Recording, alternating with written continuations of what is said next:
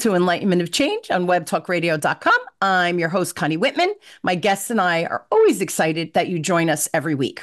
So here's the deal. As you listen to the show, right, as soon as you hear that word change, right, we get that knot in our stomach. So between my guests and I, we share stories and ideas and strategies to help you dive in and navigate and take maybe more control of whatever change you're going through. So, of course, I have a gift for you. In the show notes, you will find my communication style assessment.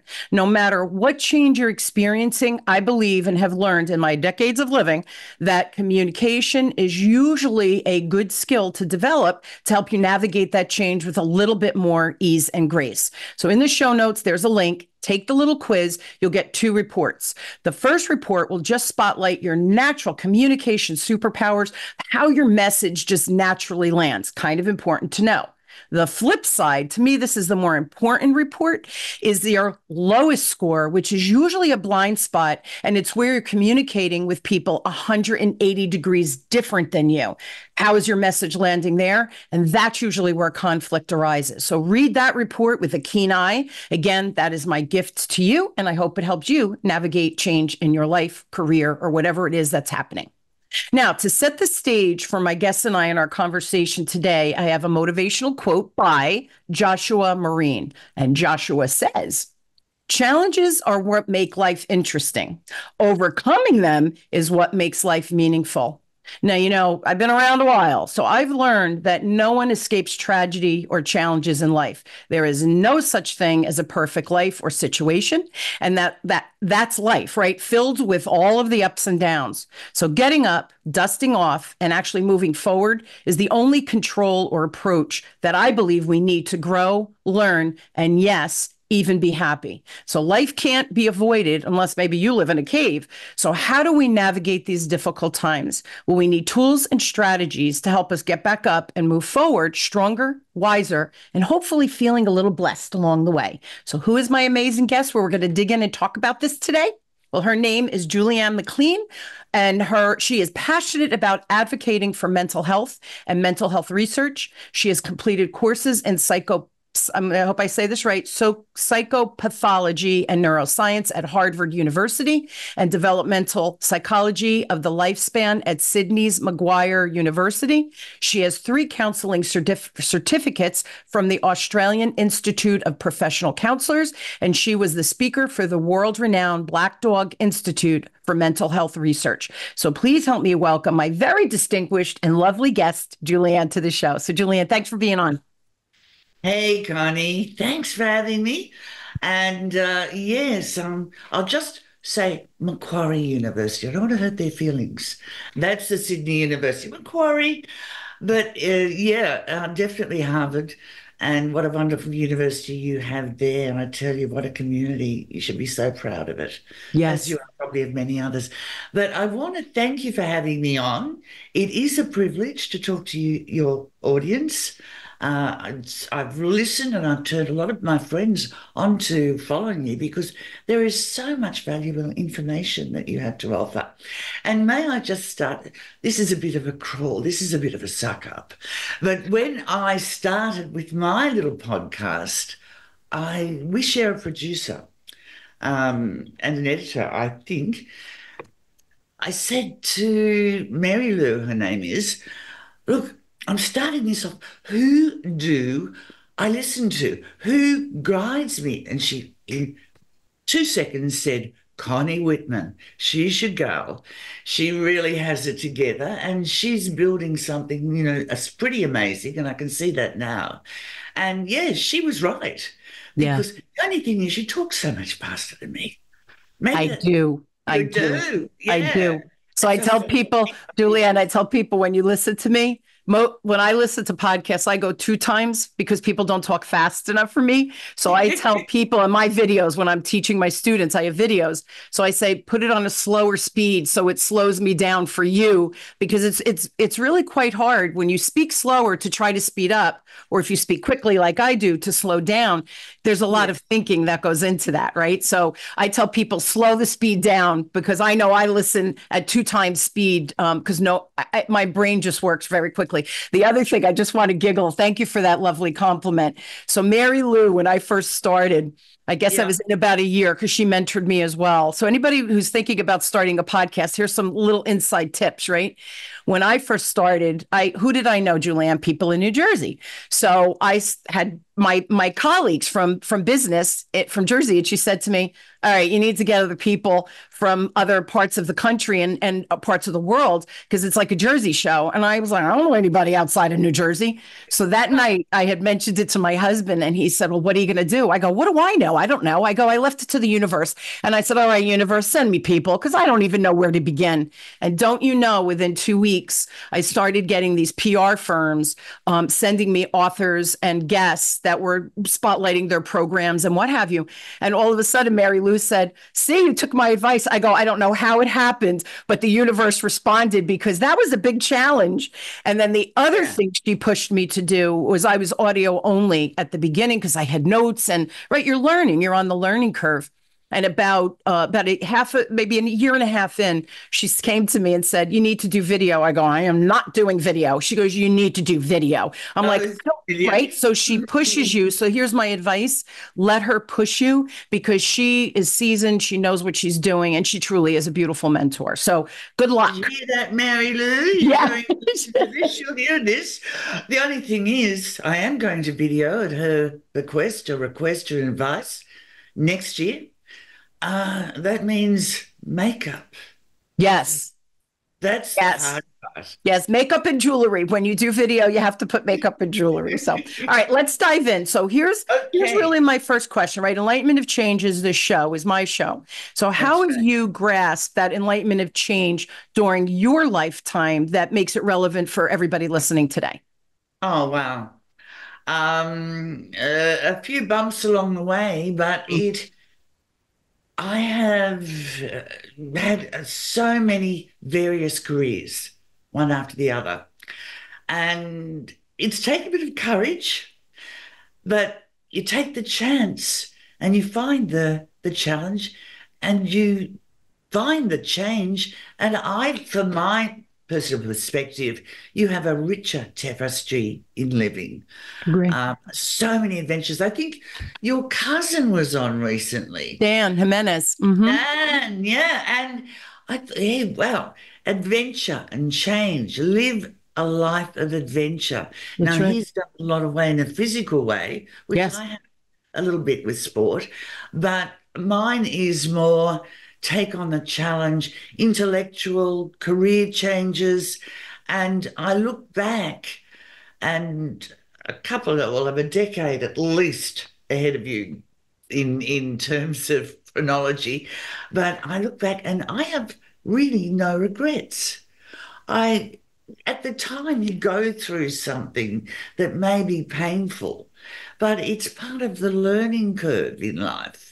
I think Nietzsche, I think he said that there's more or less it might seem like tragedy at the time, but you look back and it's a step forward. It's a step forward in growth.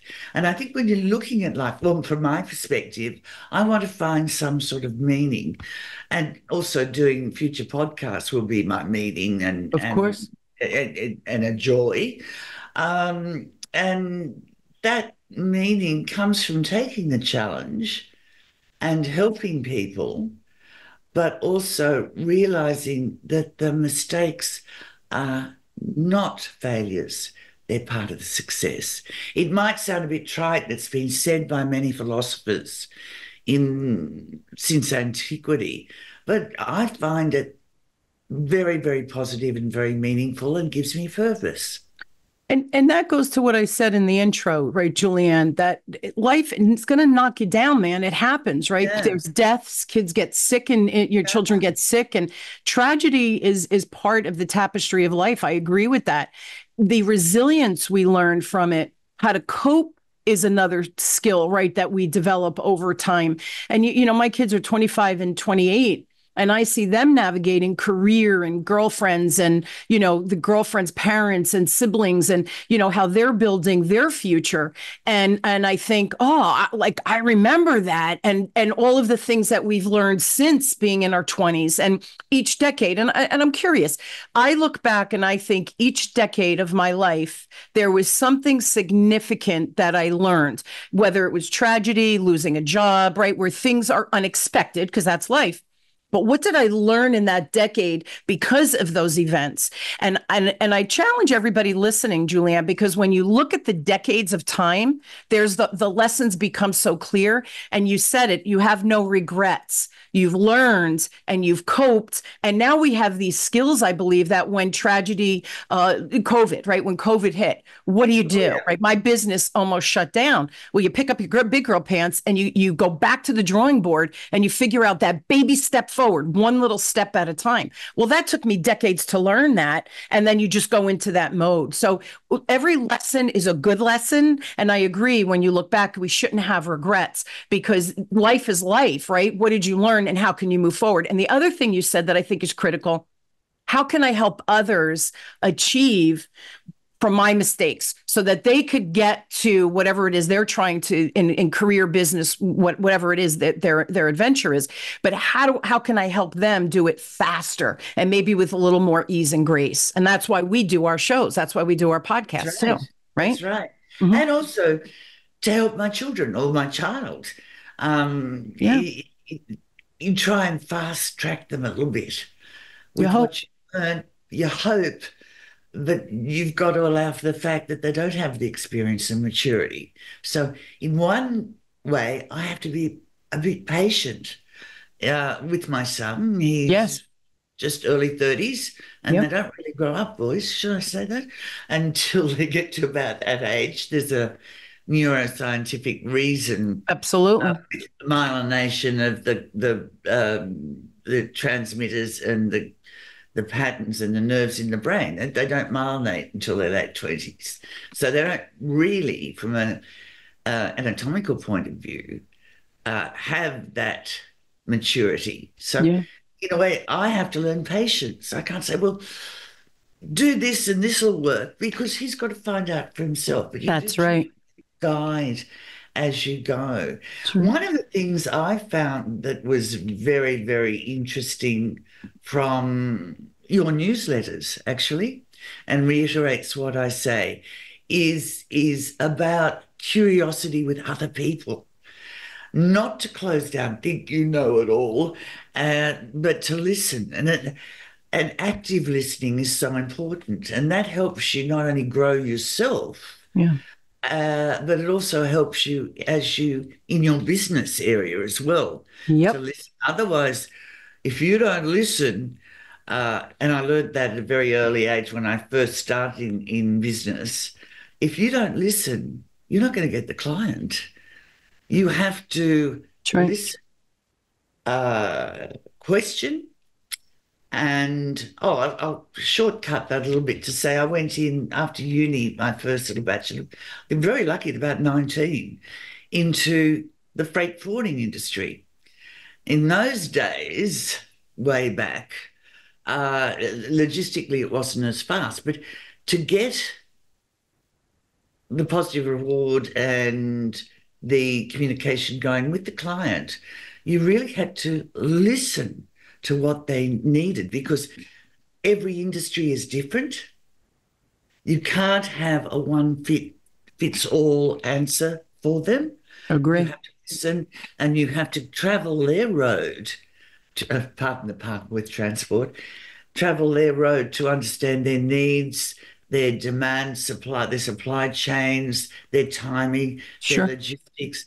Had I not listened, I would have never got a client. Of course. You had to custom design everything. And that was a great lesson in my corporate learning, to understand what people required. And that's carried on into my personal relationships. Sure. It's very, very easy to make a judgment. And we do that as human beings. It's natural to kind of pigeonhole people, because our brain is only able we can't take in so much information. We have to say, oh, for example, an engineer. An engineer thinks like this. You make a judgment, you put them into a pattern, a schema, but you're missing out.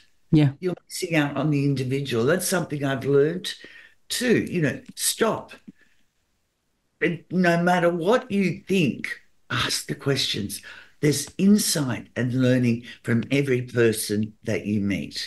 Yeah, and every encounter and every situation. So I want to unpack everything you just said there because I think there was a lot of little golden nuggets, right? So curiosity, I believe, and I've been in sales for 42 years, right? If we're not curious about the person in front of us, whether it's a potential client, right, or someone in your family or a friend, right, you have to show up curious because we only know our brain has developed through our filters, right, through our That's right. experiences. So by being Yes. curious about the person in front of you, it will help you in your career, it will help you in your business, and it will absolutely help you with people in your life, right, both personally and professionally. The other thing I think with curiosity is important is that listening piece. And we, as humans, we have a 6-second attention span, Julianne. So we take turns talking at each other instead of truly being pausing and being engaged. And Stephen Covey, if got everybody listening, if you haven't read the book, buy the book and read it, 7 Habits of Highly Successful People. His 5th habit says, and I'm not saying it as eloquently as he does, but the essence is seek to understand before being understood. But we talk at people so they understand us. Well, then my message isn't landing properly because I'm not curious enough to see where they're coming from and how I could potentially help them. So you said several things in there with the word curiosity and active listening, but I think that's the essence of seek to understand before being understood. And you're right. Not only do we get better in business and career and we make more sales and right, we advance ourselves.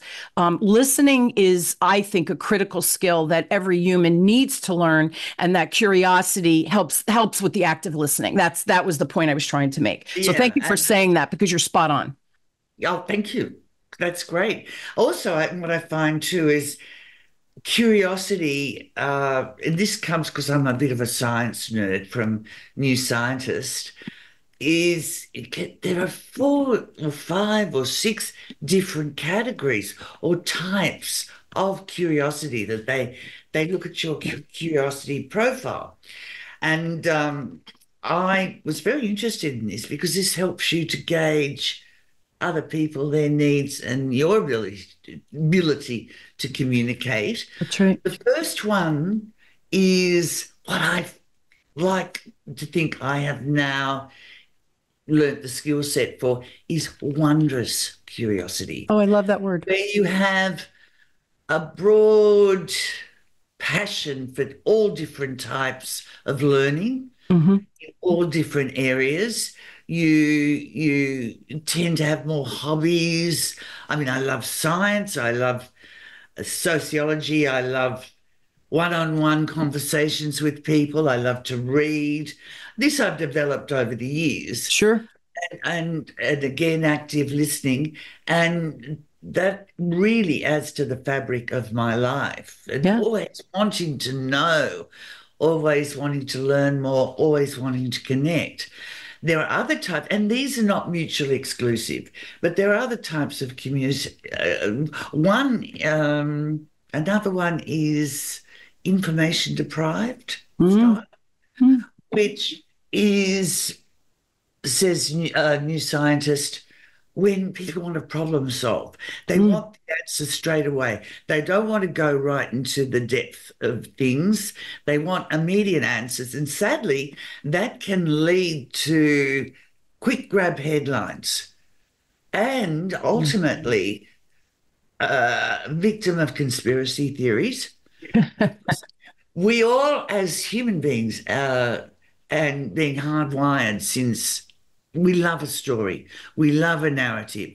That's what floats our boats as human beings. So often the stories that may not be totally factual are much more attractive and easier to convey Mm-hmm. and grab the attention of other people. Mm-hmm. Ergo, conspiracy theories. Mm-hmm. Interesting. And they're very, very attractive. And we can see that in our world of politics, may I say now, in every sphere, they are something that thrive. But that's our human nature. That's who we are. We want the narrative, and don't let truth stand in the way of a good story. Yeah. So but beware of that. That is one. Yes. The other one is social curiosity. And you find people are very, very empathetic. They want to listen to each other in the social environment. It's sort of, at its worst, it's like, who got divorced? Did you hear they got divorced? Oh my God, did you hear this? The Uh, gossip. the gossip, the breeds gossip, but by the same token, you share knowledge about the local community, Hmm. share, and you share sympathy. That's actually, I think, about 25%, says New Scientist. And it is in the realm of womanhood. Females tend to be more prone to having social curiosity. And I'll reiterate again, these are not mutually exclusive or Yeah. exhaustive categories. The last one, and I have a couple of friends like this too, which is, don't be frustrated, Julianne. It's okay. Listen. Uh, Totally avoidant curiosity. Oh, I don't want to know. Mm. You've all met these people. You don't Absolutely. want to know. And I've got to be careful not to judge or push myself up because that's their comfort zone. That's right. That's how they want to be. So why not listen more to what they have to say about things and maybe just a little bit of an edge there, edge them nudge. But that is a personality type, and they like to stay where they are. To me, that's totally opposite to the way I want to be. I want to Sure. know more. I want to tell me more, really, and do the occasional fact check if necessary. But I find my what I've developed in the way I think and enjoy life is, as we said, help me in so many areas: diversity of career, diversity of study, diversity of friends, even if we've got different political leanings or still finding that connection, and has led me on to the things I do now. It's also led me into a few diabolical situations. I'll just tell you a little story. There's also morbid curiosity, which Yeah. I tend to have, and I'm growing out of that and being a bit more cautious in some ways. But things that I've had several near-death experience. Really. Oh yeah, there's a whole book in it, Connie. But one, for example, we don't go too far, but many, many years ago, I was flying with Qantas, which was in the halcyon years when flying as a flight attendant or as I was a hostess, how I was employed, was just magic. It was the experience, a whole new world. And in those days, it was a bit like, because Australia's a long way away from everything. We were going to places like Bahrain and Europe and Zimbabwe, all these adventures we had. And that actually led me into a few, yes, well, I'm lucky to be alive. You're lucky to have me here, or some may not. I was Wow. chased by hippos. I decided, I decided one time, stupidly, to run down in short shorts down the middle of the causeway in Bahrain, a Muslim country where women have to be fully clothed. Well, I was arrested. Well, I was with a group of young gentlemen. I was arrested, wasn't I? And taken off to the, couldn't work out why. And when I got to the jail, I got, uh-oh, I've just spoke. What could I be thinking? We were jet lagged and it seemed like a good idea at the time. But Hmm. that kind of, I wonder what it's like to run down the causeway in the middle of Bahrain. That's morbid curiosity. Yes. And also,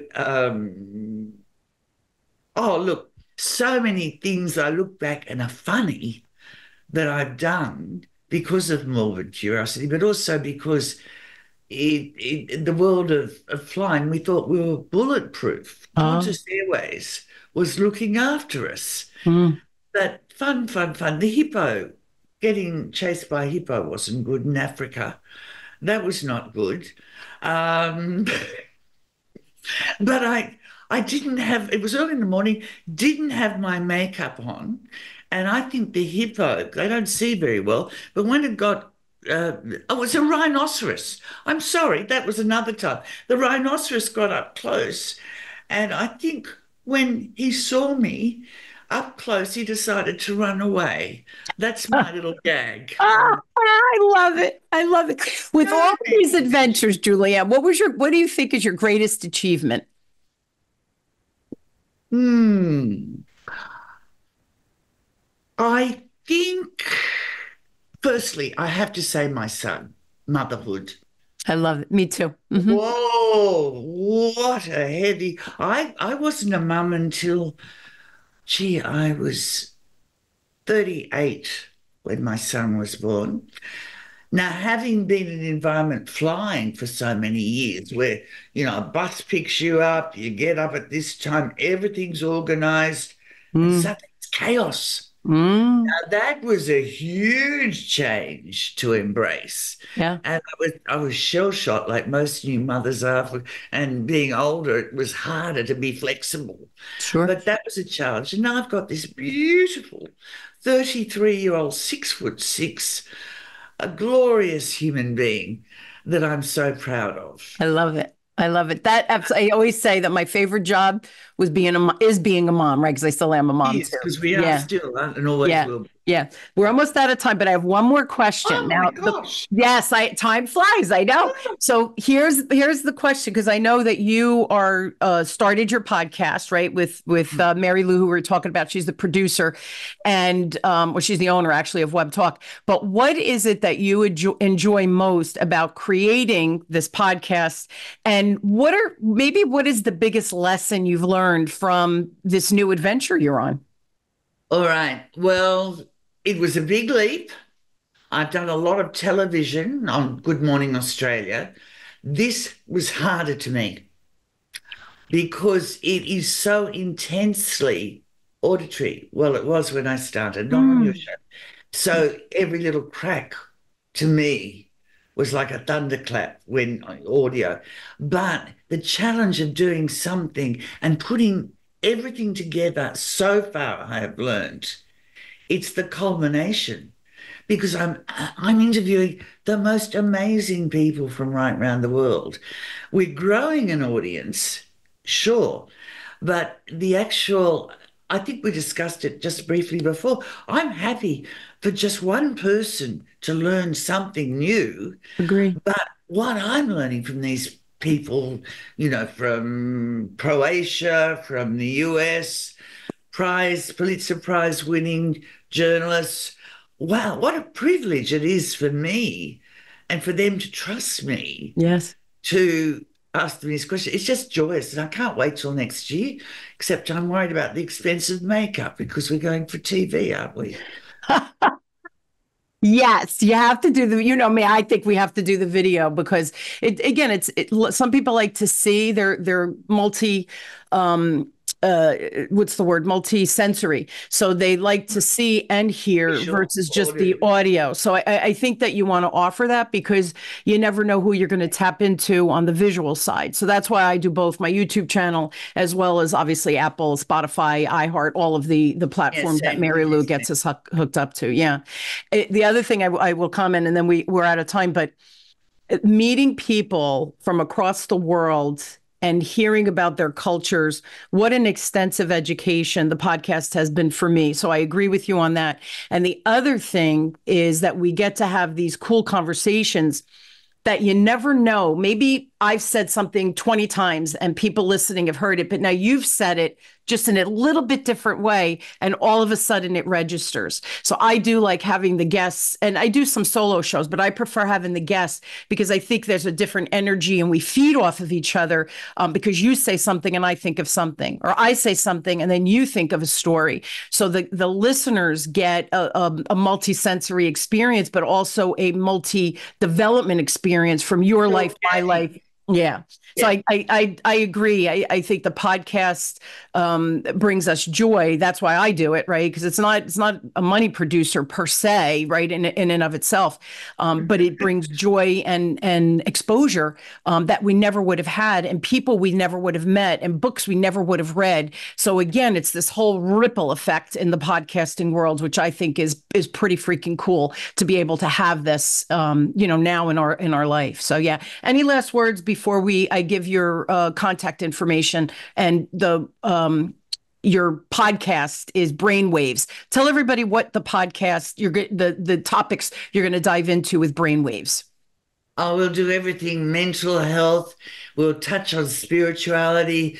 I promote being open, new experiences, as we've discussed, travel, new vistas, and enjoying and living a rich tapestry in your life. Yeah. I think that about sums it up.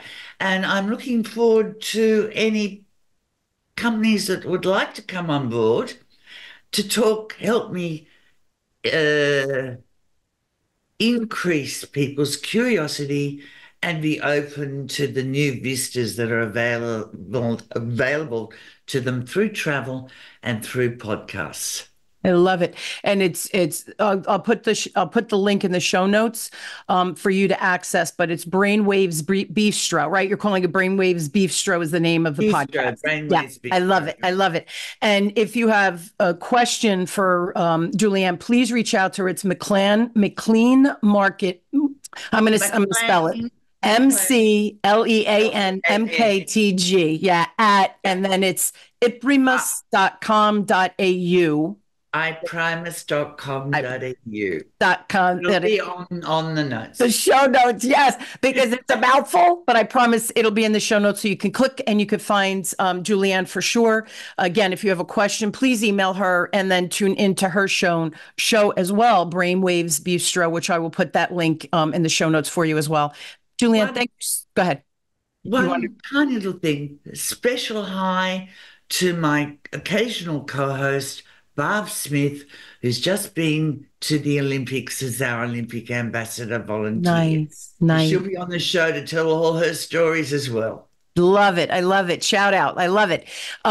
So everyone, links in the show notes. Tune in to Julianne's show. I'm sure it will be delightful. She's a hoot to hang out with. Thank you again for Julianne for being on. It's a joy to meet you, and I'm glad Mary Lou introduced us. So thanks so much for being on the show. Thanks, girlfriend. You got it, sister. Across the world, literally, right? You're across the world from me. And thank you for getting up super early to record the show with me. So again, appreciation on that. And I hope you will join us weekly as we question, build, and discover together, no matter where you are on your journey of change, whether it's life or career. I truly hope that my guests and I provide insight, tips, strategies for you to take and put into practice. Today, we talked about curiosity, the different types of curiosity. We talked about active listening, 2 great places to start. Information is a beautiful thing. If you do nothing with it, it's just information in your brain. Nothing's going to change. When you put that information or idea or strategy into your life, action, whatever it is, I promise you magic happens on the back end. Life becomes pretty darn interesting and fun. So again, curiosity, active listening, 2 call to actions for you. I love you all. You've been listening to Enlightenment of Change with me, your host, Connie Whitman, on webtalkradio.com. I am truly honored to have you on this journey of change with me, and that you entrust me every week to come and listen to my guests and I. And I truly wish you a blessed week, and I will see you next time. Love you.